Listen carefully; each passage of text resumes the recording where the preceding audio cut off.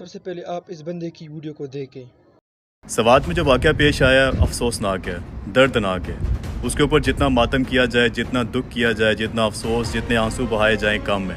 سیالکوٹ سے تعلق رکھنے والا ایک شخص سوات جاتا ہے گھومنے پھرنے کے لیے، وہاں کی وادیاں دیکھنے کے لیے، وہاں کے لوگوں کی مہمان نوازی دیکھنے کے لیے، لیکن کیا خوب مہمان نوازی کی جاتی ہے، اس کی جان نہیں لے لی جاتی ہے۔ اس کے اوپر الزام لگایا جاتا ہے توہین مذہب کا، توہین قرآن کا۔ ابھی تک میرے پاس کوئی ایسی ویڈیو یا ایسا پروف نہیں آیا کہ اس نے حقیقت میں ایسا کچھ کیا یا نہیں کیا، لیکن اس کے اوپر الزام لگایا جاتا ہے، اس کی جان لے لی جاتی ہے، اسے تھانے میں دیا جاتا ہے، جی نہیں بھرتا، وہاں سے نکال کے اس کو مارا جاتا ہے۔ جب وہ مر جاتا ہے پھر بھی جی نہیں بھرتا، پھر اس کے ڈیڈ باڈی کو آگ لگا دی جاتی ہے، پھر بھی جی نہیں بھرتا ان عاشقوں کا، پھر اس کو سڑکوں پہ گھسیٹا جاتا ہے اور نعرے مارے جاتے ہیں، پوری دنیا کو بتایا جاتا ہے کہ یہ اسلامی جمہوریہ پاکستان ہے اور یہ دیکھو ہم کیا کر رہے ہیں یہاں پہ۔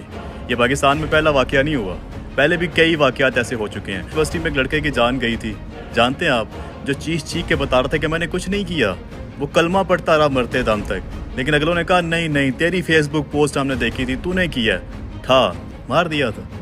سیالکوٹ میں کیا ہوا، ایک سری لنکن جو کرسچن تھا، اسے بھی نہیں پتا کہ اس نے کیا کیا، لیکن اگلوں نے مار دیا۔ جڑاں والا میں کئی چرچ جلا دیے، کئی کرسچنس کی بستیاں جلا دی۔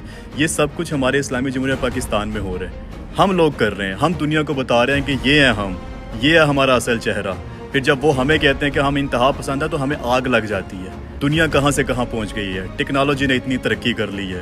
اگر کوئی بندہ اس ملک میں جرم کر بھی رہا ہے، گناہ کر بھی رہا ہے، تو بھائی پروف اکٹھے کرو، ویڈیوز بناؤ، آڈیو ریکارڈ کرو، سوشل میڈیا پہ ڈالو، دکھاؤ دنیا کو، عدالتوں میں پیش کرو، لڑو، تگڑے سے تگڑا وکیل کرو، پیش کرو ثبوت، سزا دلواؤ اس کو۔ لیکن نہیں، ہم خود ہی وکیل بنتے ہیں، خود ہی پولیس والے بنتے ہیں، خود ہی جج بن جاتے ہیں اور خود ہی جلاد بن جاتے ہیں۔ 75 سال سے ہمارے ساتھ جو کچھ ہو رہا ہے، جس طرح سے ہمارے گھر میں گھس کے ہماری ماؤں بہنوں کے ساتھ ہو رہا ہے، جو بلوچوں کے ساتھ ہو رہا ہے، جو کشمیریوں کے ساتھ ہو رہا ہے، جو سندھیوں، اب جو پنجابیوں کے ساتھ ہو رہا ہے، ایک ایک کر کے آپ کے اوپر کتنا ظلم ڈھایا جا رہا ہے، لیکن وہاں آپ کی غیرت نہیں جاگتی، وہاں آپ کی بہادری نہیں نکلتی۔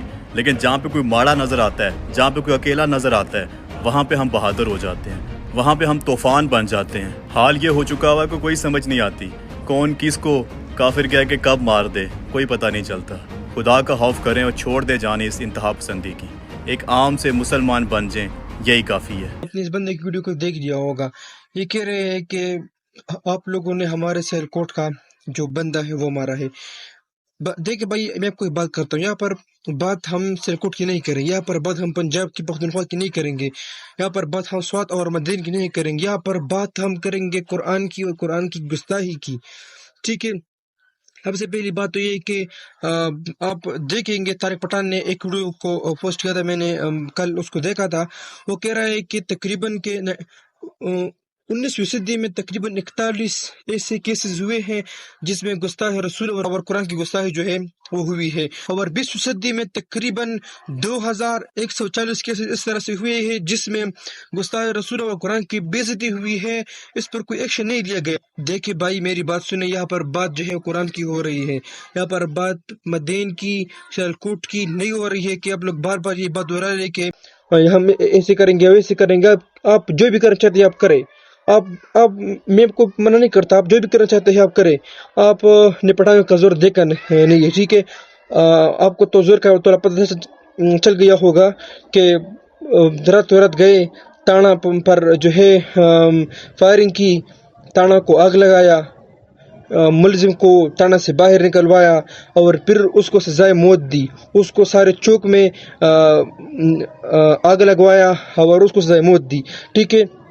تو بات کچھ یہ ہے کہ آپ لوگوں نے اس پر بالکل ایکشن نہیں لینا، آپ جو بول رہے بالکل غلط بول رہے۔ اب اس لڑکوں کو دیکھیں، یہ میں کہہ رہا ہوں کہ اس کے دماغ میں کوئی بات ہے کہ نہیں ہے، کہ یہ لوگ پتہ نہیں کہ کہاں پر بڑے ہوئے، ٹھیک ہے۔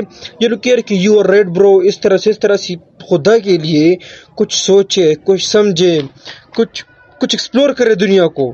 آپ کس طرح سے اس طرح غلط باتیں کر رہے ہیں؟ آپ کیوں اس طرح سے جو ہے گستاخ رسول کی، گستاخ قرآن کی مذمت کر رہے ہیں؟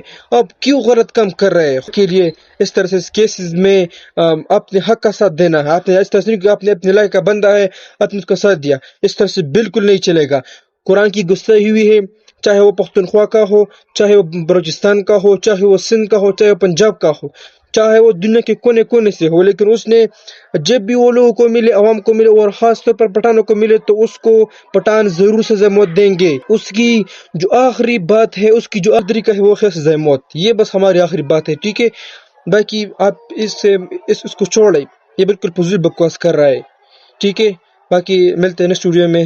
باقی میرے خوش حواس جو ہے وہ ٹھیک نہیں ہے، ملتے ہیں، پھر ملتے ہیں۔